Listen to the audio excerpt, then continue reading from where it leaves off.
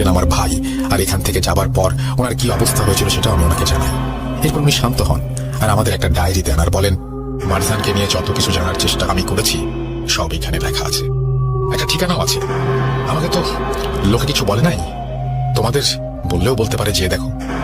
এরপর আমি আর ইমরান দাদুর ডায়েরি পড়ে যতটুকু জানতে পারি তা ছিল এমন, মারজান একটা জিন যে ধারণা মতে প্রথম একজনের উপর হাজির হয় যার নাম মোহাম্মদ ইফতেখার উদ্দিন।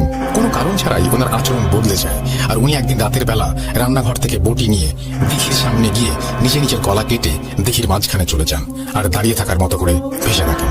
2 দিন ওইভাবেই ভাসার পর গ্রামবাসী তাকে ডুবিয়ে দেয়।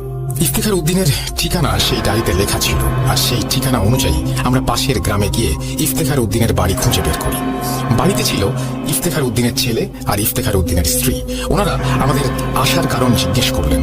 আমরা ওনাদের কারণ বললে ইফতেখার উদ্দিনের স্ত্রী আমাদের দূর দূর করে বাসা থেকে তাড়িয়ে দিলেন আর বললেন, আর কারো জান দিতে যাব না, যাও তোমরা। আমরা চলেই যাচ্ছিলাম হতাশ হয়ে, ঠিক তখন পেছন থেকে ইফতেখার উদ্দিনের ছেলে আমাদের ডাক দিয়ে বললেন, ভাই দাঁড়ান, কথা আছে।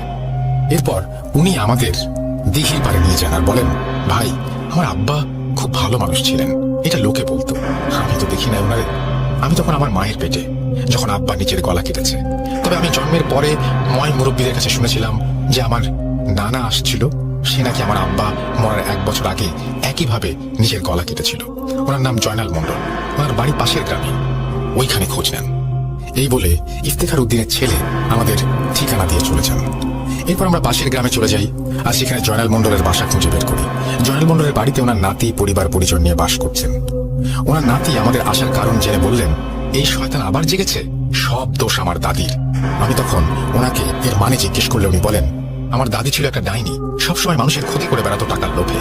জিন পালতো সে, দূর দূরান্তের গ্রাম থেকে মানুষ আর বাচ্চা কাচ্চা বশ করে নিয়ে আসতো সে।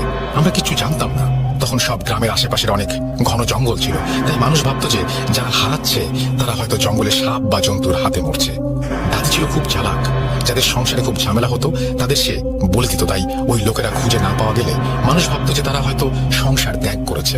বাচ্চাগুলো আনতো যখন গোসল করতে দিঘি বা পুকুর পাড়ে ঝাঁপ দিত, মানুষ ভাবতো তাদের ছেলে মেয়েগুলো হয়তো পানিতে ডুবে গেছে। ভাবছেন এগুলো আমরা জানলাম কিভাবে? বলি শোনেন। একবার আমার দাদি এই রোজার শুরু থেকে এতই অসুস্থ হলো যে বিছানায় পড়ে গেল। বলে না, রোজার সময় শয়তান বন্দি থাকে, তার শয়তান জিনগুলো বন্দি ছিল। ঈদের পরের দিন সকালে দাদি আমার দাদাকে সব খুলে বলছিল, কারণ ওনার পালা জিনগুলো নাকি এতদিন বলি না পেয়ে খুব রেগে আছে আর ওনাকে এখনই মারতে চায়। শেষ সময়ে নিজের ভুল বুঝে দাদি আল্লাহ আর দাদুর কাছে মাফ চেয়েছিল। সেই রাতের বেলা দাদি 2 গ্রাম পরে দেখিতে চেয়ে নিজের গলা কেটে দিঘিতে ভাসিয়ে দিয়েছিল। 2 দিন 3 দিন